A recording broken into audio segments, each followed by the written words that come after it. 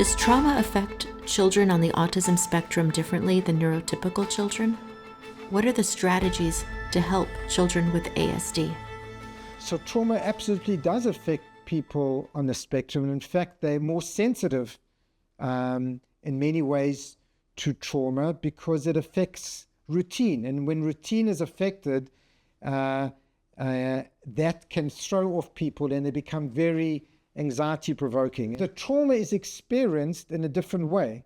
The trauma can be more profound in terms of distress, but not expressed in the way necessary that someone who's not in the autistic spectrum disorder will experience it. So it will be a much less abstract manner of dealing with the stress, but the distress will definitely be there, but it expressed in a very different manner. They're not going to experience PTSD in the manner that a person without ASD will experience.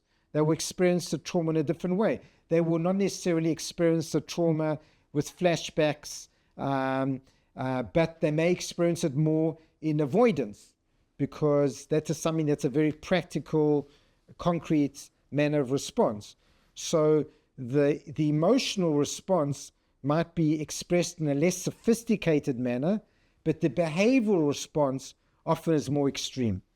The modality of treating someone with ASD is very different to treating someone without ASD, because PTSD is expressed in a different manifestation.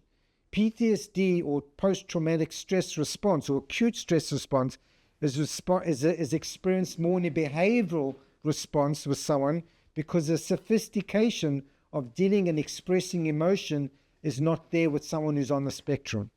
And once again, the child learns from you how you're responding to trauma. And if you're calmer, the child will also be calmer.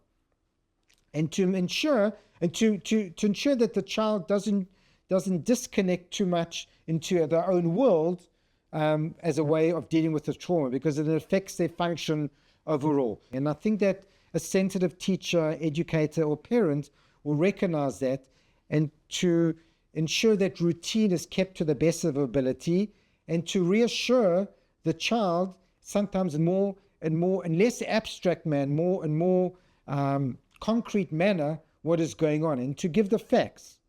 So once again, to keep routine, to explain things in a very concrete manner, and to be sensitive to any changes in behavior which become destructive and dysfunctional, which could even be disconnecting from the world, more aggression, agitation, because they can't express their feelings.